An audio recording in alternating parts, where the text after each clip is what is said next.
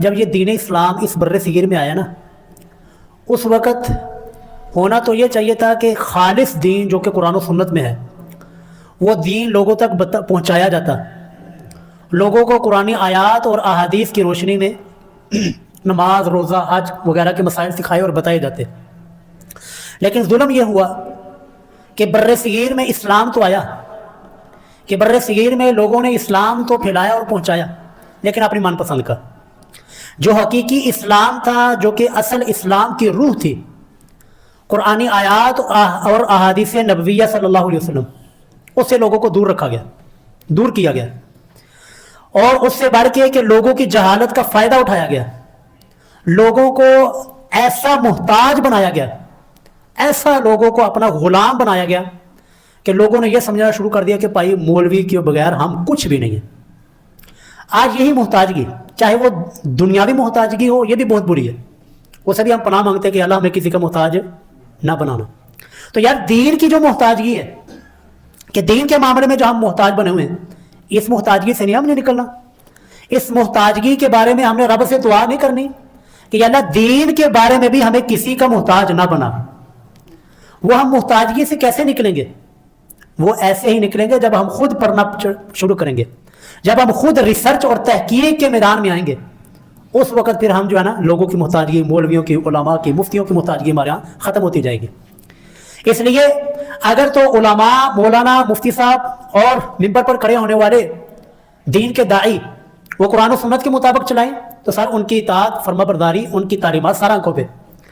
لیکن اگر ممبر پر کھڑا ہو کر، ممبر رسول پہ کھڑا ہو کر رسول کی مخالفت شروع کر دے اور رسول اللہ ہی کا دین بگاڑ کر لوگوں کو پیش کرے، کیسی یار پھر اس کا کیا فائدہ ممبر پہ کھڑا ہونے کا؟ مصلی رسول کا سنبھالنے کا کیا فائدہ ہو؟ اتنی بڑی ذمہ داری اس نے سنبھالی، اتنی بڑی ذمہ داری اس کے سر کے اوپر آئی، لیکن اس ذمہ داری کو نبھانا چاہیے تھا کہ قرآنی آیات اور احادیث کے مطابق لوگوں کو دین بتایا جاتا، لیکن ظلم ہوا۔ جب یہ اسلام پھیلا، جہاں پر بھی صحابہ کرام کسی فتوحات کے لیے کسی جنگ میں جایا کرتے تو آگے سے جس علاقے میں حملہ ہوتا نا، جس علاقے میں صحابہ کرام فتوحات کے لیے جاتے تو وہ آگے علاقے والے پوچھتے یار تمہارا مقصد کیا ہے، تم چاہتے کیا ہو، تمہاری ڈیمانڈ کیا ہے؟ کیا زمین لینا چاہتے ہو؟ ہم تمہیں زمین دے دیتے ہیں۔ حکومت چاہتے ہو؟ ہم تمہیں حکومت دے دیتے ہیں، آؤ ہمارے حکمران بن جاؤ۔ اگر بادشاہ چاہتے ہو ہم تمہیں اپنا بادشاہ مان لیتے ہیں، آخر تمہاری ڈیمانڈ کیا ہے؟ تو صحابہ کرام کیا عرض کرتے ہیں کہ ہم تم سے ڈیمانڈ کچھ نہیں، زمین نہیں ہمیں چاہیے، ہمیں ملوکیت اور بادشاہت کچھ بھی نہیں چاہیے، پھر حملہ کیوں کر رہے ہو، کیوں ہمارے اوپر چڑھائی کر رہے ہو؟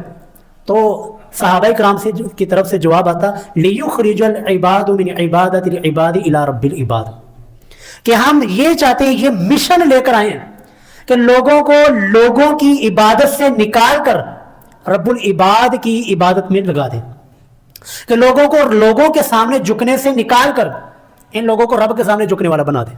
بس یہ ہماری مشن ہے، یہی ہمارا مشن ہے، اور ہم کوئی ڈیمانڈ نہیں کرتے۔ اور یہ ایسا کہ اسلام کے آنے سے پہلے اس انسانیت کی ایسی تذلیل اور انسانیت کا ایسا استحصال کیا جاتا تھا کہ لوگوں کو ایک وہی بندہ جو کہ پیشاب پخانے کا محتاج ہے، جو روٹی کھانے کا محتاج ہے، جو اگر پیشاب بند ہو جائے تو سر درد کی وجہ سے اونچی اونچی چیخیں مارتا ہے، وہی انسان اپنے جیسے انسانوں کو اپنے سامنے جھکایا کرتے تھے۔ فرعون، نمرود، قارون، حامان، ابی بن خلف اور یہ سارے کے سارے بڑے بڑے اللہ کے باغی اور بغاوت کرنے والے یہ انسانیت کا استحصال ہی کر رہے تھے۔ اسلام نے آ کر ان کی بدماشی کو اکھاڑا ہے۔ حضرت موسیٰ علیہ السلام جو تعلیم لے کر آئے تھے، جو فرعون کے سامنے سب سے پہلی دعوت جا کے حضرت موسیٰ علیہ السلام نے رکھی تھی، وہ یہی تھی کہ اپنے ان ارسل معنا بنی اسرائیل، کہ بنی اسرائیل کو اپنی غلامی سے آزاد کر، یہ تیرے غلام نہیں ہے، یہ رب العباد کے بندے ہیں، ان کو اپنی غلامی سے آزاد کر، یہ تیرے سامنے نہیں بلکہ رب العلا کے سامنے جھکیں گے۔ اور یہ اسی طرح یہ رسول اللہ کا زمانہ آیا تو رسول اللہ کے زمانے میں بھی یہ دور اسی طرح تھا کہ لوگوں کو اپنے سامنے جھکایا جاتا اور لوگوں کو اپنے قدموں میں گرایا جاتا، سجدے کروائے جاتے۔ اسلام نے آ کر اس چیز کو ختم کیا، اسلام نے اس چیز کو توڑا ہے کہ اسلام کے اندر اللہ رب العالمین کے علاوہ کسی اور کے سامنے نہ جھکنا ہے، نہ سجدہ کرنا ہے، نہ رکوع کرنا ہے۔ یہ حدیث مسند احمد کی ہے، 12641 حدیث کا نمبر ہے۔ رسول اللہ صلی اللہ علیہ وسلم نے ایک مرتبہ تشریف فرمایا تو ایک انصاری صاحب آیا، یا رسول اللہ ہمارے ہاں اونٹ ہے وہ بتک گیا، اور ایسا بت گیا اب کسی کے قابو نہیں آ رہا، تو رسول اللہ صلی اللہ علیہ وسلم جو ہے نا اس باغ کے اندر گئے جہاں پر یہ سارا معاملہ ہوا. آپ نے صلاۃ والسلام کو بتایا گا یا رسول اللہ اونٹ بڑا بتکا ہوا ہے اور بڑا شریر ہو چکا ہے, ایسا نہ ہو کہ کہیں نقصان نہ پہنچا دے آپ کو. محبوب فرماتے نہیں, اونٹ ہے, جانور ہے, مجھے پہچانتا ہے, مجھے کچھ نہیں کرے گا. رسول اللہ گئے جی, اس اونٹ کو جو ہے نا جو ہی اونٹ نے دیکھا کہ یہ میرے نبی ہے, رسول اللہ آئے, فوراً جو ہے نا اپنی قدم جو گردن جھکائی, رسول اللہ کے سامنے سجدہ کیا. کس نے جی سجدہ کس نے کیا؟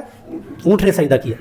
تو جب صحابہ کرام نے دیکھا کہ یا رسول اللہ یہ جانور ہو کر, یہ بے زبان ہو کر یہ آپ کو سجدہ کر رہا ہے, تو محبوب ہم تو اس کا زیادہ حق رکھتے ہیں, ہم تو زیادہ اس کا حق رکھتے ہیں کہ ہم آپ کے سامنے سجدہ کریں.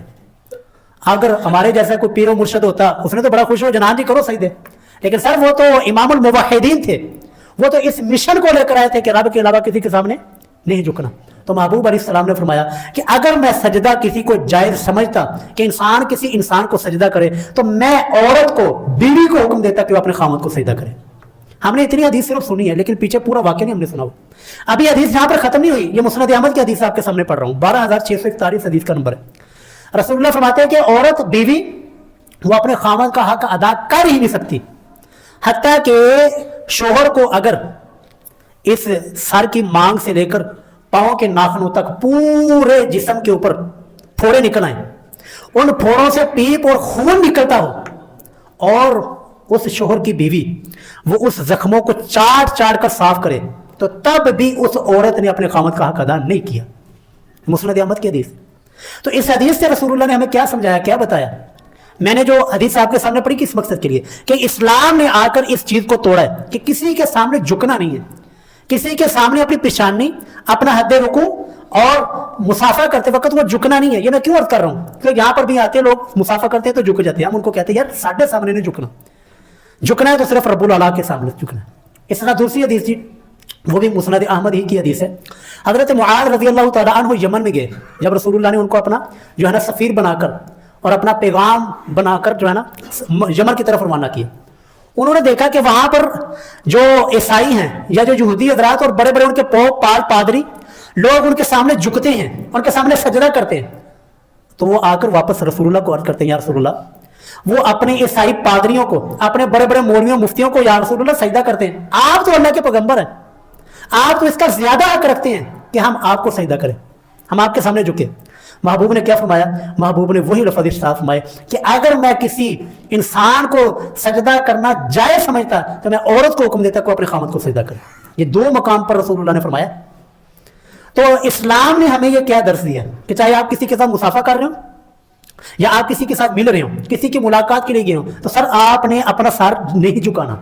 اپنا جو نام میں ملتے ہیں تو ہاتھ جھکا کر, ساتھ جھکا کر جو ہے سر جھکا کر ملتے ہیں, نہیں سر, یہ اسلامی طریقہ نہیں ہے, اور نہ ہی ہمیں اس سے کوئی خوشی ملتی ہے. کیوں؟ کیونکہ ہم اللہ کا تعارف سیکھ چکے ہیں کہ اللہ توحید کے معاملے میں زیرو, اللہ کسی کے ساتھ کوئی کمپرومائز نہیں کرتا. اللہ نے تو فرما دیا مشرک کی بخشش ہی نہیں. تو اس لیے یہ سارے کے سارے معاملات کہ اللہ کے علاوہ نہ کسی کے ساتھ مسافہ کرتے ہوئے جھکنا ہے اور نہ ہی کسی کی ملاقات کے لیے آپ نے کچھ جھکنا ہے. سنت کے مطابق ایک ہاتھ کے ساتھ مسافہ کیجئے, اگلا بندہ بھی ایک ہاتھ کے ساتھ مسافہ کرے, سلام کرے, آگے وعلیکم السلام کرے, بس بات ختم. تو یہ اسلام نے اس چیز کو توڑا ہے. یہ فرعونیت کی بدماشیوں کو اسلام نے آ کر توڑا ہے. اسلام نے کہا کہ کوئی فرعونیت نہیں ہے, کوئی کسی کے سامنے نہیں جھکے گا, کوئی کسی کو نہیں جھکائے گا, سارے جھکے گا تو رب العلا کے سامنے جھکیں گے. اسلام نے آ کر توڑا اس چیز کو. لیکن جب یہ چیز بر صغیر میں آئی, اسلام جب بر صغیر میں آیا, تو پھر وہی جو ہے نا صوفیوں نے وہی چیز شروع کر لی. صوفیزم کے اندر یہی چیز شروع ہوگی. پھر وہی جو سجدے قبروں کو ہو رہے ہیں, درباروں کو ہو رہے ہیں, لوگوں کو ہو رہے ہیں, مولویوں کو ہو رہے ہیں, مفتیوں کو ہو رہے ہیں, اور ممبر پر کڑوانے والا شخص وہ اس کو بڑا ہی معبود سمجھ رہا ہے. حالانکہ یہ چیز بہت ہی اسلام کے اندر معیوب چیز تھی کہ اللہ کے علاوہ کسی کے سامنے جھکنا, سجدہ کرنا, پیشانی جھکانا, رکوع کرنا اور یا پھر سلام کرتے ہوئے جھکنا. اسلام نے اس چیز کو توڑا ہے. آپ کو میں نے یہ عرض کیا کہ آپ اس چیز میں مولویوں کے, مفتیوں کے, پیروں کے کوئی محتاج نہیں ہے. کوئی آپ جھکیں گے نہیں تو کوئی آپ کے اوپر عذاب نہیں نازل ہونے والا, کوئی آپ کی بھینسوں کا دودھ خشک ہونے والا نہیں ہے, آپ کی بکریاں مرنے والی نہیں ہیں. اگر آپ کہیں گے یہ عقیدہ اور نظریہ ہے یار اسی جھک کے نہیں ملیں گے نا تو ساری پیر صاحب کی گستاخی کی وجہ تو نا ساری بکریاں کا دودھ خشک ہو جائے گا, یہ لوگوں کیا نظریات پائے جاتے ہیں. نہ سر, آپ کوئی محتاج نہیں ہے. آپ کو اللہ نے آزاد پیدا کیا ہے, آپ کو اللہ نے آزاد پیدا کیا تو آپ آزاد ہیں. اللہ نے صرف یہی کہا کہ میرے سامنے جھکنا اور کسی کے سامنے نہیں جھکنا. تو دوسرا, یہ پہلی چیز میں نے آپ کے سامنے عرض کر دی کہ اس معاملے میں ہم کسی کے محتاج نہیں ہیں. दूसरे नंबर पर जी नाम रखने के बारे में, जब बच्चा पैदा होता है तो लोग जो है ना मुख्तलिफ फ़ोन खड़कते हैं जी, बच्चा पैदा हो गया जी नाम की रखिए। और यार इस मामले में आप हमारे मुहताज हैं, शरीयत ने आपको आज़ाद छोड़ा है, बस आपने नाम वो रखना है कि जो कि इस्लामी नाम हो। लोग हमें फ़ोन करते हैं और जी जो आया ना कुरान पाक में नाम आया वो नाम दस दो। हम कहते हैं जी कुरान पाक में तो यजूज मुजूज भी आया, कुरान करीम में तो फिरौन का नाम भी आया। आपने ये नहीं देखना कि कुरान करीम में नाम, आपने ये देखना है कि नाम इस्लामी भी है या कि नहीं। और इसके साथ साथ ये रसूलुल्लाह सल्लल्लाहु अलैहि वसल्लम की हदीस मुबारक है, मुस्नद अहमद की हदीस है, 6122 हदीस का नंबर है कि रसूलुल्लाह फरमाते हैं कि अल्लाह के नज़दीक सबसे महबूब तरीन नाम, जो अल्लाह को सबसे ज़्यादा पसंद नाम है, वो है जी एक अब्दुल्ला और दूसरा अब्दुर्रहमान। अपने बच्चों का ये नाम रखिए, अब्दुल्ला रखें, अब्दुर्रहमान रखें, या कोई भी ऐसा नाम सहाबा किराम के नाम के ऊपर नाम रखें। हत्ता कि ये भी पूछा जाता है कि क्या हम अपने बच्चों का नाम मोहम्मद रख सकते हैं? जी सर बिल्कुल रख सकते हैं। सही बुखारी की हदीस है, 3114 हदीस का नंबर है। एक अंसारी के यहाँ बच्चा पैदा हुआ, वो बच्चे को उठाकर जो है ना रसूलुल्लाह की खिदमत में लेकर आए कि या रसूलुल्लाह मेरा दिल करता है, आप हमारे पैगंबर हैं, आप हमारे नबी हैं, तो मेरा दिल करता है कि मैं अपने बच्चे का नाम आपके नाम के ऊपर मोहम्मद रखूं। क्या नाम रखूं जी? मोहम्मद रखूं। लोग कहते हैं जी नाम ना रखना गलत है, गुस्ताखी होगी, बेअदबी होगी। तो सहाबी ने इसी नजरिए के साथ रसूलुल्लाह से सवाल किया, सही बुखारी हदीस नंबर 3114 कि या रसूलुल्लाह मेरे यहाँ बच्चा पैदा हुआ है, मोहब्बत आपसे है, प्यार आपसे है, आपके नाम के ऊपर मैं अपने बच्चे का नाम मोहम्मद रखना चाहता हूँ। तो महबूब अलैहिस्सलाम ने मना नहीं किया, बल्कि इजाजत दी, हाँ मेरे नाम के ऊपर तो नाम रख लो मोहम्मद, लेकिन मेरी जो कुनियत अबुल कासिम है ये कुनियत ना रखो। तो हम इस हदीस से पता चला, सही बुखारी में ये तकरीबन 5 मुकामात के ऊपर ये हदीस आती है कि रसूलुल्लाह ने अपने नाम के ऊपर नाम रखने की, मोहम्मद नाम रखने की इजाजत दी है। हमारे यहाँ लोग मना करते हैं, हमारे यहाँ लोग इसको बड़ा मायूब समझते हैं। कई मरतबा हमने इसके बारे में वाज़ेह किया कि यार मोहम्मद नाम रखना बिल्कुल जायज़ है। हमने लोगों की ये तरबियत करनी है, लोगों को बताना है कि मेरे बेटे का नाम, मेरे बच्चे का नाम मोहम्मद है, नाम बिगाड़ना नहीं है।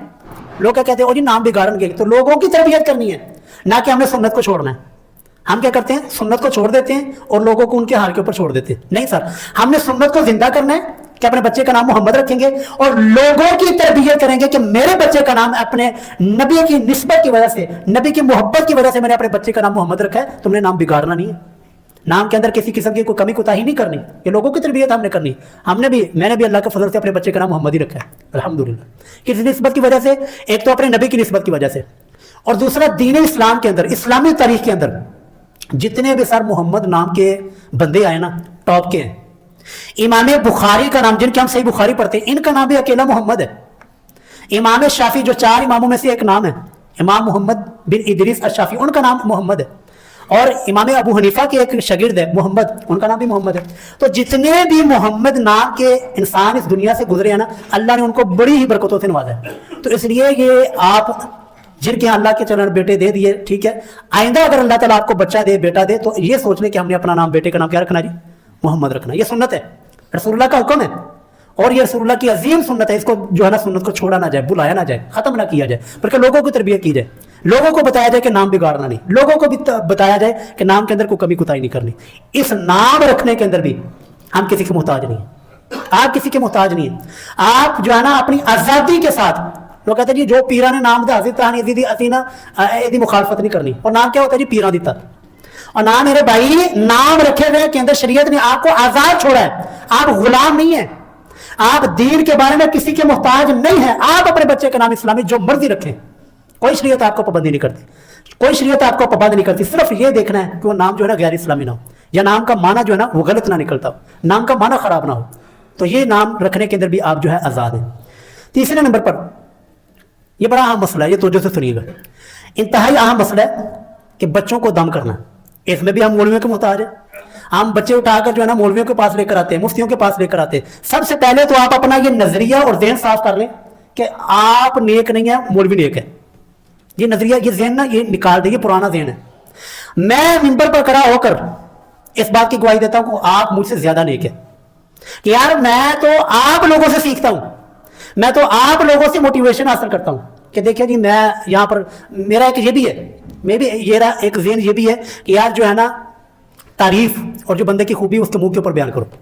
हमारे लोगों ने क्या किया, खूबी लोगों को बतानी नहीं है, और जब कोई गिबत करनी है वो मुंह के ऊपर करनी है, जब किसी की बुराई देखनी है वो मुंह के ऊपर बयान करनी है, और खूबी के बारे में चुप रहना, जबकि शरीयत इसके मुखालिफ है।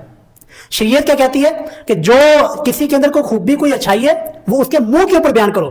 اسی وجہ سے تو رسول اللہ کی حدیث اور دعا ہے کہ جب تم اپنی تعریف سنو, جب تم اپنی خوبی کے بارے میں سنو تو یہ دعا پڑھو, اللہم لا تؤاخذنی بما یقولون, کہ اللہ یہ جو بندے میرے بارے میں یہ گمان کر رہے ہیں, یہ کہہ رہے ہیں نا, اس بارے میں میرا مواخذہ نہ کرنا.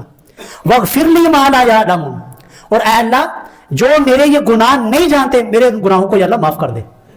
اور وجعلنی خیرا مما یظنون, یہ جو میرے بارے میں گمان کر رہے ہیں نا, مجھے اچھا کہہ رہے ہیں, یا اللہ مجھے اس سے اچھا بنا دے, مجھے اس سے بھی اچھا, ان کے گمان سے اور خیال سے بھی مجھے اچھا بنا دے.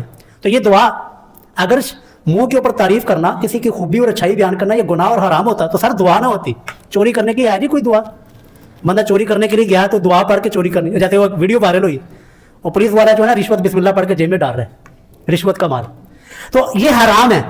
لیکن اگر یہ منہ کے اوپر تعریف بیان کرنا, کسی کی اچھائی بیان کرنا تاکہ وہ اپنی اچھائی کے اندر مزید نکھار پیدا کرے, سر یہ گناہ نہیں ہے, یہ حرام نہیں ہے, بلکہ یہ عین سنت ہے, عین رسول اللہ کا طریقہ ہے.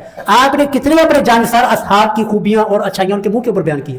تو میں یہ عرض کر رہا تھا کہ میں تو آپ لوگوں کی موٹیویشن, آپ لوگوں کی وجہ سے سیکھتا ہوں کہ میں نے دیکھا یار کہ ایک بندہ جس کی ڈیوٹی بھی نہیں ہے, جس کی ذمہ داری بھی نہیں ہے, وہ بڑی روٹین کے ساتھ ساتھ فجر کی نماز اذان دے رہا ہے. وہ کہیں بھی ہو, لاہور بھی ہو, کہیں بھی گیا ہو, لیکن فجر کی اذان جو ہے نا وقت کے اوپر پابندی کے ساتھ دے رہا ہے. میں نے دیکھا یار اس بندے کی ڈیوٹی نہیں ہے, ذمہ داری نہیں, پوچھنے والا کوئی نہیں, اس کے باوجود اتنی پابندی. تو میں تو امام ہو کر میری تو ڈیوٹی ہے, ذمہ داری, تو میں اپنی ذمہ داری کیوں نہ صحیح طریقے سے نبھاؤں. تو اس لیے میں تو آپ لوگوں کو دیکھ کر سیکھتا ہوں, آپ لوگوں کو دیکھ کر میں اپنے آپ اندر موٹیویشن یہ پیدا کرتا ہوں. تو اس لیے یہ ذہن اور نظریہ جو ہے نا آپ کا بنا ہوا کہ یار اسی نیک نہیں ہے تو مولوی نیک ہے, یہ نظریہ ختم کر دیں. آپ ہی نیک ہیں. قرآن اگر آپ پڑھتے ہیں آپ کے منہ کے اندر بھی شفا ہے, اور اگر آپ رسول اللہ کی احادیث اور آپ کی دعائیں پڑھتے ہیں آپ کے منہ کے اندر بھی شفا ہے. تو یہ تیسرے نمبر پر جو میں آپ کو بتا رہا تھا کہ تیسرے نمبر پر ہم محتاج نہیں ہیں کسی بھی مولوی صاحب کے, کسی مفتی صاحب کے, کسی قاری صاحب کے, وہ ہے اپنے بچوں کے اوپر دم کرنا. یار یہ دم خود سیکھیں, یہ آپ کے اوپر رسول اللہ صلی اللہ علیہ وسلم کی یہ مبارک سنت ہے کہ آپ دونوں اپنے بچوں کو سیدنا حسنین کریمین, سیدنا حسن اور سیدنا حسین رضی اللہ عنہما, ان دونوں کو صبح و شام خود دم کیا کرتے تھے, خود دم کیا کرتے تھے. یہ رسول اللہ کی مبارک سنت ہے. اور یہ دم کے الفاظ ہم آپ کو بتاتے ہیں, سکھاتے ہیں. آئے ہمارے پاس بیٹھے یار, ہم اس لیے آپ کے پاس آئے کہ ہم سے یہ چیزیں سیکھیں, ہمارے محتاج نہ بنے, نہ ہی اسلام آپ کو کوئی محتاج بناتا ہے کسی کا. یہ دم خود سیکھیں اور اپنے بچوں کو خود دم کریں, اور خود ہی ان چیزوں کو جو ہے نا اپنے گھر والوں کو بھی سکھائیں. آپ نے کیا جی سورہ فاتحہ پڑھنی, دم آپ کو بتانے لگا ہوں, کیونکہ اسلام کا قرآن سنت کا جو دم ہے نا وہ بڑا ہی آسان ہے. اور ایسا بھی نہیں ہے کہ ہم یہ دامنیاں دل کو ہو کے رکھ رہے کسی کو بتانا نہیں. کیوں جی, رسول اللہ نے اگر یہی ہوتا کہ رسول اللہ نے اگر چھپانا ہوتا تو رسول اللہ چھپاتے, لیکن محبوب نے لوگوں کو بتایا, صحابہ کرام نے آگے تابعین کو بتایا, تابعین نے آگے تبع تابعین کو بتایا, آگے محدثین تک پہنچا, محدثین نے پوری دنیا کے اندر پھیلا دیا. آج وہ احادیث پوری دنیا کے اندر پڑھی جا رہی ہے, پوری دنیا کے اندر سنی جا رہی ہے. آپ نے جو سورہ فاتحہ پڑھنی, سورہ فاتحہ کے بعد جو ہے نا آپ نے درود شریف پڑھنا ہے. حالانکہ ہمیں کیا بتایا جاتا ہے پہلے درود پڑھنا پھر بعد سورہ فاتحہ, نہیں, یہ طریقہ نہیں ہے. طریقہ یہ ہے کہ آپ نے پہلے اللہ تعالیٰ کی حمد و ثنا بیان کرنی, پہلے سورہ فاتحہ پڑھنی, سورہ فاتحہ کے بعد آگے درود شریف, درود ابراہیمی, اللہم صلی علی محمد وعلی آل محمد, یہ درود پڑھ لیا. اس کے بعد یہ 3 دعائیں آپ کو بتانے لگا ہوں. یہ 3 دعائیں اور احادیث کے نمبر بھی ساتھ بتا دوں گا. یہ 3 دعائیں بھی آپ نے پلے باندھ لیں, خود بیمار ہو خود اپنے اوپر دم کر لیں. آپ کا کوئی بچہ بیمار ہے, یہ پڑھ کے آپ اپنے بچے کے اوپر دم کر دیں. کوئی عزیز کوئی رشتہ دار بیمار ہے اس کے اوپر دم کر دیں. ہمارے محتاج نہ بنے, ہمارے محتاج, آپ ہمارے محتاج نہیں ہیں. دین اسلام آپ کو محتاج نہیں بناتا, آزاد چھوڑا ہے دین اسلام نے. تو پہلی دعا جی, یہ وہ دعا عظیم الشان سر دعا ہے کہ رسول اللہ جب بیمار ہوئے تو حضرت جبریل علیہ الصلوۃ والسلام آسمان سے اترے, رسول اللہ کے پاس آئے, اور رسول اللہ کو جو ہے نا وہ دم کیا. کس نے دم کیا جی؟ حضرت جبریل علیہ السلام نے. اور کس کو دم کیا؟ حضرت رسول اللہ صلی اللہ علیہ وسلم کو. آپ دیکھ سوچ سکتے ہیں کتنی عظیم دعا ہوگی کہ فرشتوں کا سردار وہ نبیوں کے سردار کو دم کر رہے ہیں. اور یہ مسند احمد کی حدیث ہے. حدیث کا نمبر جی 11733 ہے. حدیث کے الفاظ یہ ہے, بسم اللہ ارقیکا, یا اللہ میں تیرے نام سے دم کرتا ہوں, من کل شیء, ہر اس چیز سے, یؤذی کا جو کہ تجھے تکلیف دے رہی. انسان کے درد ہے, کوئی جنات کا سایہ, کوئی نظر بد ہے. اور سر نظر بد جادو سے زیادہ خطرناک ہے. نظر بد جو ہے نا وہ جادو ٹونے سے زیادہ اثر کرتی ہے. کہ رسول اللہ صلی اللہ علیہ وسلم کی حدیث مبارک ہے کہ نظر بد وہ ایک صحت مند انسان کو قبر میں ڈال دیتی ہے, اور ایک صحت مند اونٹ کو جو ہے نا ہنڈیا میں ڈال دیتی ہے. نظر بد یہ اتنی خطرناک ہے. ہمارے ہاں سب سے پہلے جو ہے نا وہ کوئی بھی معاملہ ہوتا ہے نا, بچہ رو رہا ہوتا ہے تو اس کا جو ہے نا وہ جی جادو ہو گیا ساڑھے تھے, या नजर बद होगी। नजर बद हो गई, सबसे पहले आपने मेडिकल इशू जो है ना वो पूरे करने, देखना है कि बच्चे का पेपर तो नहीं खराब हुआ, बच्चे ने पेशाब वगैरह तो नहीं किया हुआ, बच्चे की भूख पूरी है, बच्चे को नींद तो नहीं आई। 99% केस ऐसे होते हैं जी, बच्चे को मेडिकल इशू होता है, हम उठाकर जादू के खाते में डाल देते हैं, हम उठाकर जो है ना नजर बद के खाते में डाल देते हैं। फिर मौलवी भी कहता है लगी ने मोजा लाई रखी सोनी है, वो भी कहता है ठीक है पैसा आ रहा है, माल आ रहा है, मोजा करें दे इसको। हालांकि वो होता है मेडिकल इशू है। सबसे पहले आपने बच्चे के मेडिकल चीजें तो पूरी करनी है कि बच्चे को नींद तो नहीं आई इस वजह से तो नहीं रो रहा, कहीं बच्चे का कोई और मसला तो नहीं इस वजह से तो नहीं रो रहा। जब सारी चीजें पूरी हो जाए फिर यहाँ पे दम करना, सूरह फातिहा पढ़ें, सूरह फातिहा के बाद दुरूशी पढ़ें और उसके बाद ये वाली दुआ पढ़ें, बिस्मिल्लाह अर्कीका, ऐ अल्लाह मैं तेरे नाम से दम करता हूँ, मिन कुल्ली शैइन, हर उस चीज से युअज़ीका जो कि इसको तकलीफ दे रही है, मिन कुल्ली हासिदिन, हर हसद करने वाले से, व आइनिन, और हर नजर बद लगाने वाले से, अल्लाह यशफीका, ऐ अल्लाह इसको शिफा दे दे। ये हजरत जिब्रील अलैहिस्सलाम ने रसूलुल्लाह को दम किया था इस अल्फाज के साथ। दूसरी दुआ जी मुस्नद अहमद के अंदर मौजूद है, 2137 हदीस का नंबर है। रसूलुल्लाह सल्लल्लाहु अलैहि वसल्लम ने जो है ना इरशाद फरमाया कि अगर किसी शख्स को कोई बीमारी लाहिक हो जाए, कोई आजमाइश आ गई, किसी जगह पे दर्द शुरू होगी, तो क्या है जी, शुरू में बिस्मिल्लाह पढ़े, और शुरू में बिस्मिल्लाह पढ़ के ये जो दुआ ना 7 मरतबा आपने पढ़ी, कितनी मरतबा जी, 7 मरतबा। वो दुआ जी बड़ी आसान, अस्अलुल्लाह अल अज़ीम, या अल्लाह मैं तुझे बहुत ही अजीम रब से जो है ना मैं सवाल करता हूँ, रब्बल अर्शिल अज़ीम, जो कि अर्श अज़ीम का रब है, क्या जी, आई यशफिया का, अल्लाह तुझे शिफा दे। मुख्तसर जी 7 मरतबा ये आपने दुआ पढ़ के ना अपने ऊपर, अगर अपने ऊपर दम करने, किसी के ऊपर तो किसी के ऊपर फूंक मार दे, दम कर दे। और तीसरे नंबर पर जी तीसरी दुआ, ये हज़रत उस्मान गनी रज़ी अल्लाह तआला अन्हु रसूलुल्लाह के पास आते हैं, या रसूलुल्लाह जब से मैंने इस्लाम कबूल किया ना मेरी ये दर्द नहीं खत्म हो रही, दर्द ही दर्द, और ये दर्द बढ़ती ही जा रही है, खत्म नहीं हो रही। तो रसूलुल्लाह सल्लल्लाहु अलैहि वसल्लम ने जो है ना इरशाद फरमाया कि जब भी कहीं पर दर्द हो, जिस्म के किसी भी हिस्से में दर्द हो, बुखार की वजह से, कोई दर्द वाली जगह के ऊपर हाथ रखना है। और यहाँ पर वो एक और बात याद आ गई, आपको भी याद हो जी, दर्द वाली जगह पे हाथ रख के दादा साहब की गोली वही अंधेरी रात, यार ये रसूलुल्लाह की हदीस मौजूद थी, होना तो ये चाहिए था कि रसूलुल्लाह की हदीस सुनाई जाती। तो रसूलुल्लाह कहते हैं, फरमाते हैं कि जहां पर भी दर्द हो, दर्द वाली जगह पे हाथ रख के 7 मरतबा ये दुआ पढ़नी है, आऊज़ु बिल्लाहि व कुदरतिही मिन शर्रि मा अजिदु व उहाज़िरु। लो जी सर, ये सिर्फ 3 मुख्तसर सी दुआएं, सूरह फातिहा पढ़ें, सूरह फातिहा के बाद दुरूशी पढ़ें, बिस्मिल्लाह अर्कीका मिन कुल्ली शैइन युअज़ीका मिन कुल्ली हासिदिन व आइनिन अल्लाहु यशफीका, 7 मरतबा ये दुआ पढ़ें। और अस्अलुल्लाह अल अज़ीम रब्बल अर्शिल अज़ीम अन यशफियाका, 7 मरतबा ये वाली दुआ पढ़ें। और अऊज़ु बिल्लाहि व कुदरतिही मिन शर्रि मा अजिदु व उहाज़िरु, 7 मरतबा ये दुआ पढ़ें, फूंक मारे, अल्लाह के फजल से इंशाअल्लाह जी शिफा हो जाएगी। यही हम दम करते हैं। हमारे पास जो आते हैं वो दम हम छुपाते नहीं है, हम वो पीरों बुजुर्गों की तरह नहीं है जो कहते नहीं ये राज है जी साडा, नहीं सर राज नहीं। जब रसूलुल्लाह ने नहीं छुपाया, सहाबा किराम ने नहीं छुपाया, तो मुहद्दिसीन ने नहीं छुपाया, तो हम क्यों छुपाएं? हम खुले अलग ऐलान लोगों को बताते हैं कि सर ये मेरा दम है, खुद सीखे, खुद दम करे, किसी के मोहताज ना बने। और इसके बाद पानी के ऊपर फूंक मारी जाती है, पानी के ऊपर दम किया जाता है, सर ये रसूलुल्लाह की सुन्नत की मुखालिफ है। रसूलुल्लाह ने मना फरमाया, मुस्नद अहमद ही की हदीस है कि रसूलुल्लाह ने किसी खाने या पीने वाली चीज के ऊपर फूंक मारने से मना किया। दम करें, बीमार जिस्म के ऊपर दम करें, लेकिन किसी खाने पीने वाली चीज के ऊपर फूंक ना मारे, ये मुखालफत, ये सुन्नत की मुखालफत है। ठीक है जी, इस तरह तवील पहना ये भी रसूलुल्लाह की मुखालफत है। और पानी के ऊपर दम करके पानी जो पीना ये भी रसूलुल्लाह की मुखालफत है। दम जायज़ है, ये वाली चीजें पढ़े, अपने ऊपर दम करें, लोगों के ऊपर दम करें। इसके बाद ये अगली चीज, वो भी इंतहाई अहम, हमें फोन आता जी, हमने जी बच्चे बेटे का रिश्ता करना है, आप जी हमारे लिए इस्तिखारा कर दें। क्या कर दे जी? इस्तिखारा कर दे। और इस्तिखारे के अंदर भी मौलवियों जो है लोगों को अपना मुहताज बनाया हुआ है, हालांकि शरीयत ने लोगों को आजाद छोड़ा था। अल्लाह ने तुम्हें, आपको आजाद पैदा किया था, किसी का मुहताज नहीं बनाया था, आप गुलाम नहीं है। अल शरीयत ने आपको आजाद छोड़ा था। हमें भी फोन आया जी, हमने इस्तिखारा करवाना है।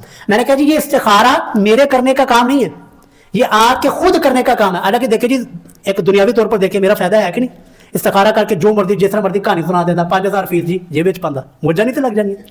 लेकिन हम पैसों के बदले में लोगों को गुलाम नहीं बनाते। हम यहाँ पर मिंबर रसूल की इतनी बड़ी जिम्मेदारी अल्लाह के फजल से संभाली है, वो यही था जब मिंबर के ऊपर खड़े होना शुरू किया था, जब मिंबर पर आना शुरू किया था, उसी दिन से इरादा किया था कि हमने लोगों को दीन कुरान वाला और रसूलुल्लाह की सुन्नत वाला बताना है, चाहे उसमें हमारे लिए नुकसान हो या फायदा हो। तो यहाँ पर भी ये इस्तिखारा, ये किसी मौलवी का काम नहीं, किसी मुफ्ती का काम नहीं, सर ये आपके करने का काम है। इस्तिखारा क्या होता है जी? इस्तिखारा ये है जी, हमने किसी भी मामले में, किसी भी चीज में हमने अपने रब से मशवरा करना होता है कि या अल्लाह मैं ये काम करने लगा हूं, अगर तो इस काम के अंदर खैर है तो इस काम के अंदर जो है ना असबाब पैदा फरमा दे और इस काम को मेरे लिए बेहतरी बना दे। लेकिन अगर ये काम, ये मामला मेरे लिए बेहतर नहीं है तो या अल्लाह मुझे इससे दूर कर दे, इसको मुझसे दूर कर दे। یہ ایک سادہ سا جو ہے نا ایک جو استخارے کا تصور ہے. اور یہ استخارہ رسول اللہ صلی اللہ علیہ وسلم کی حدیث ہے, مسند احمد کی حدیث ہے کہ رسول اللہ صلی اللہ علیہ وسلم نے ارشاد فرمایا کہ وہ شخص نیک بخت ہے, وہ شخص بڑا ہی خوش قسمت ہے جو اپنے ہر معاملے میں اپنے رب سے مشورہ کرتا ہے, یعنی استخارہ کرتا ہے. اور بدبخت ہے وہ شخص جو اپنے ہر معاملے میں رب سے مشورہ نہیں کرتا ہے, اللہ سے رائے نہیں مانگتا. اور دیکھیں جی مشورہ کرنے والا ہمارے یہاں کیا معروف ہے, مشورہ کرنے والا مار نہیں کھاتا. یار یہ تو دنیا میں ہم مشورہ کرتے ہیں نا, تو آپ سوچیں جب ہم رب العالمین سے مشورہ کریں گے جو کہ ہمارا مستقبل جانتا ہے, جو آنے والے حالات کا علم رکھتا ہے, تو کتنی ہی خوش قسمتی کی بات ہوگی کہ اپنے ہر معاملے میں اللہ رب العالمین سے مشورہ کریں. اور یہ بالکل مشکل کا کوئی طریقہ نہیں ہے, کوئی جو ہے نا اس کے اندر راکٹ سائنس نہیں ہے جو آپ کو سمجھ نہیں آئے گی. مولوی کو سمجھ آتی ہے, جو مولوی کر کے دکھائے گا, مولوی کر کے بتائے گا آپ کو, نہ سر. اس کے اندر سادہ سے صحیح بخاری کی حدیث ہے, حدیث کا نمبر 7390. اس حدیث میں ہے کہ رسول اللہ صلی اللہ علیہ وسلم ہمیں دعائے استخارہ ایسے سکھایا کرتے تھے جیسے کہ قرآن کی سورہ سکھایا کرتے تھے. صحیح بخاری 7390 حدیث کا نمبر ہے. اور جس میں رسول اللہ نے استخارے کا طریقہ بھی بتایا. کوئی راکٹ سائنس نہیں ہے جی, کوئی مشکل نہیں ہے. عام نوافل کی طرح آپ نے 2 نفل پڑھنے ہیں. کتنے نفل پڑھنے ہیں جی؟ 2 نفل. جیسے ہم عام نماز میں نفل پڑھتے ہیں ایسے عام ہی آپ نے نا 2 نفل پڑھنے. کوئی صورت مخصوص نہیں ہے, کوئی مشکل نہیں ہے, کوئی تسبیحات مخصوص نہیں ہے. جیسے آپ عام روٹین کے اندر آپ نفل پڑھتے ہیں ویسے آپ نے نفل پڑھنے. نفل پڑھ کے پھر اسی جگہ کے اوپر بیٹھ کر جو ہے نا آپ نے دعا پڑھنی, دعائے استخارہ. وہ دعائے استخارہ میں بتا دیتا ہوں اور ساتھ میں اس کا ترجمہ بھی کر دیتا ہوں. یہ سادہ سا جو ہے نا استخارے کا طریقہ ہے. اور یہاں پر پھر لوگوں کے یہاں یہ بھی معروف ہے کہ جی جب استخارہ کریں کہ خواہ میں کوئی فرشتہ آ کے بتائے گا ہاں یہ کام ٹھیک ہے یا نہیں ٹھیک. یہ بھی ایک غلط نظریہ. یا یہ ہے کہ خواب آئے گی, خواب میں نا ہمیں کوئی سبز کپڑا دکھایا جائے گا تو علامت یہ ہوگی کام ٹھیک ہے. یا یہ ہے کہ اگر کوئی سرخ رنگ کی کوئی چیز نظر آئی تو مطلب ہے کہ کام خراب ہے. نہیں سر, یہ ساری کی ساری جو ہے نا توہمات ہے, اس کی کوئی حقیقت نہیں ہے. جب آپ نے استخارہ کر لیا, نفل پڑھ لیے, نفل پڑھ کے دعا کر لی, اللہ تعالیٰ سے رب سے مشورہ مانگ لیا, تو اگر تو وہ کام آپ کے حق میں بہتر ہوا تو اللہ تعالیٰ آٹومیٹکلی آسانیاں پیدا کر دیں گے, اسباب بنتے چلے جائیں گے. تو آپ کو پتہ چل جائے گا یار یہ کام میرے لیے بہتر تھا تو میرے رب نے اس میں آسانیاں پیدا کر دی. لیکن اگر وہ کام, وہ معاملہ, وہ رشتہ, وہ نکاح, وہ سفر یا کسی سے ملنا جلنا, آنا جانا وہ آپ کے لیے بہتر نہیں تھا تو کوئی نہ کوئی اللہ کی طرف سے رکاوٹ پڑ جائے گی. تو وہ رکاوٹ سے آپ نے جو ہے نا خبردار ہو جانا کہ رکاوٹ میرے رب کی طرف سے ہے, یہ معاملہ میرے لیے صحیح نہیں ہے. یہ کوئی مشکل ہے جی استخارہ؟ تو کیوں ہم مولویوں کے محتاج بنے ہوئے, کیوں ہم فون کرتے ہیں جی استخارہ کر دو, کیوں ہم لوگوں کے دروں کے اوپر جاتے ہیں؟ سر آپ کو شریعت نے کسی کا محتاج نہیں بنایا, شریعت نے آپ کو آزاد چھوڑا ہے. سیکھیں, خود جو ہے نا عمل کریں. اب آپ کی نے دعا استخارہ جو ہے نا وہ کون سی پڑھنی ہے؟ اللہم انی استخیرک بعلمک واستقدرک بقدرتک واسألک من فضلک العظیم. بڑے مختصر سی دعا, یاد نہیں ہے سب دیکھ کے پڑھنا ہے, اوپر سے دیکھ کے پڑھ لیں, لیکن کسی کا محتاج نہ بنے, ہمارے محتاج نہ بنے. خود سیکھیں, اللہ کی طرف خود لو لگائیں, خود اپنا تعلق اللہ سے قائم کریں. اور یہ ذہن سے نکال دیں کہ ہم نیک ہیں, آپ نیک نہیں ہیں, آپ ہم سے بڑھ کے نیک ہے. آپ کا تعلق ہم سے, رب کے ساتھ ہم سے بڑھ کے ہے. یہ میں شہادت دیتا ہوں. اللہم انی استخیرک بعلمک, یا اللہ میں تیرے علم کے ذریعے خیر کی دعا مانگتا ہوں, خیر طلب کرتا ہوں. واستقدرک بقدرتک, اور اے اللہ میں تیری قدرت کے ذریعے طاقت کا سوال کرتا ہوں. واسألک من فضلک العظیم, او اللہ میں سوال کرتا ہوں تیرے عظیم فضل کا. فإنک تقدر, کہ یا ربی تو قادر ہے, ولا اقدر, میں قادر نہیں ہوں. وتعلم, اور یا ربی تو ہر چیز کو جاننے والا ہے. ولا اعلم, لیکن یا ربی میں کچھ نہیں جانتا. وانت علام الغیوب, اے اللہ تو غیب کی باتوں کو جاننے والا ہے, ہر چیز کا علم یا اللہ تیرے پاس ہے. اللہم ان کنت تعلم, اے اللہ یہ جو میں کام کرنے والا ہوں, یہ جو میں سفر کرنے والا ہوں, یا جو رشتہ اور نکاح کرنے والا ہوں, یا کوئی بھی معاملہ جس میں مشورہ کر رہا ہوں, ان ھذا الامر, اگر یہ معاملہ, یہ نکاح, یہ سفر, یہ شادی, خیر لی, یہ میرے حق میں بہتر ہے, فی دینی, میرے دین کے بارے میں, ومعاشی, میری دنیا کے بارے میں, وعاقبت امری, اور عاقبت کے, آخرت کے انجام کے اعتبار سے, کہ اللہ فقدر لی, اس سفر کو, اس معاملے کو, اس شادی اور نکاح, اس رشتے کو میرے جو ہے نا مقدر میں کر دے. ویسرہ لی, اے اللہ اس کے اندر آسانیاں پیدا فرما دے. اور ثم بارک لی فیہ, اور اللہ اس کے اندر برکتیں ڈال دے. اور وَإِن كُنتَ تَعْلَمُ, اے اللہ اگر تو جانتا ہے, ان ھذا الامر, اگر یہ میرا معاملہ, یہاں پر پہنچ کے نا ان ھذا الامر کے اوپر آپ نے جس بھی کام کے لیے استخارہ کر رہے ہیں, رب سے مشورہ کر رہے ہیں, اس چیز کو اپنے ذہن میں لانا ہے. اور شر لی فی دینی و معاشی, اگر یہ میرے حق میں, میرے لیے برا ہے, بہتر نہیں ہے میرے دین کے اعتبار سے, میری دنیا کے اعتبار سے, وعاقبت امری, اور عاقبت کے انجام کے اعتبار سے, یا اللہ فاصرف عنی, اس چیز کو, اس معاملے کو مجھ سے دور کر دے. یعنی اگر رشتہ ہے, سفر ہے, نکاح ہے, آنا جانا, کسی سے ملنا ملانا ہے, اگر یہ حق میں, میرے حق میں بہتر نہیں ہے, فاصرف عنی, یا اللہ اس کو مجھ سے دور کر دے. اور وصرفنی عنہ, اور مجھے یا اللہ اس سے دور کر دے. اور وقدر لی الخیر, یا اللہ میرے مقدر میں, میری تقدیر میں خیر ڈال دے, हाई सुकाना, जहाँ पर भी है, जिस भी मामले में मेरे लिए खैर है, या अल्लाह वो खैर मेरे हक में बेहतर फरमा दे, मेरे हक में डाल दे, मेरी जोड़ी में डाल दे। मुश्किल है जी इस्तिखारा। तो इस इस्तिखारे में भी आप मौलवियों के मोहताज नहीं है, आप हमारे मोहताज नहीं। खुद सीखें, खुद करें, और खुद जो है ना अल्लाह ताला के साथ अपना ताल्लुक कायम करें। पांचवा जी और आखिरी जिसमें आप हमारे मोहताज नहीं है, आपको खुद काम करने चाहिए, खुद सीखना चाहिए, वो है जी नमाज जनाजा। आप अभी बड़े हैरान होंगे कि यार नमाज जनाजा तो मौलवियों का काम है पढ़ाना।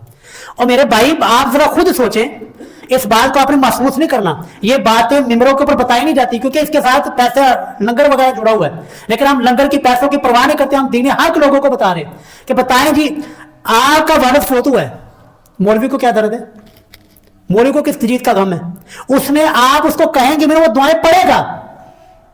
आप जब कहेंगे आप दुआ मांगेंगे, मांगने और पढ़ने में सर फर्क है। आप या तो बुलाएंगे वो मगरो लाएगा, ये उसको क्या दर्द है जी भाई।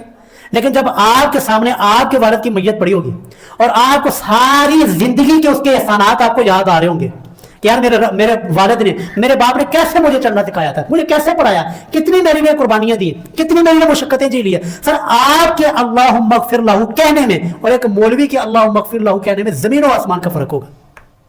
तो इसलिए मैं कह रहा हूं कि ये आप इस मामले में, जनाजे के मामले में भी आप हमारे मोहताज नहीं है, किसी के मोहताज नहीं है। खुद जनाजे की दुआएं सीखें। आपका जो जनाजा दुआ की दुआ वो आप करेंगे, वो रब से मांगेंगे। हम दुआ पढ़ेंगे कि यार हम पढ़े पैगे, हम जनाजा पढ़ाना पैना, पढ़ा तो देंगे, लेकिन सर वो रूहानियत, वो दर्द वो हमारे अंदर नहीं आ सकता। इसलिए जो है ना इस जनाजे के अंदर भी जो है ना वो आप जो है ना खुद से इस चीजों को सीखें। और उस मौका के ऊपर मैयत के लिए सबसे जो उस मैयत को जरूरत होती है वो आपकी दुआओं की होती है। एक जगह ना जनाजे के लिए गया, जनाजे के ऊपर ना होती है ना, जब शुरू में थोड़ी सी बात करते हैं, तो मैंने अर्ज की कि ये जो फोत होने वाला इस शख्स के लिए जो है ना कब्र पक्की करवानी है। तो बताएं जी कौन कौन साथी जो है ना इसके साथ तावन करेंगे। वो 10-15 लोगों ने ना हाथ खड़े कर ले कि जी सीधी कब्र पक्की करवाएंगे। तो मैंने कहा इसके बाद ना जी इसकी कब्र के ऊपर ना फूल डालने हैं, तो कौन कौन साथी जो है इनके साथ तावन करेगा। वो हो लोगों ने हाथ खड़े कर ले और जी असली इस कब्र से फूल पावांगे।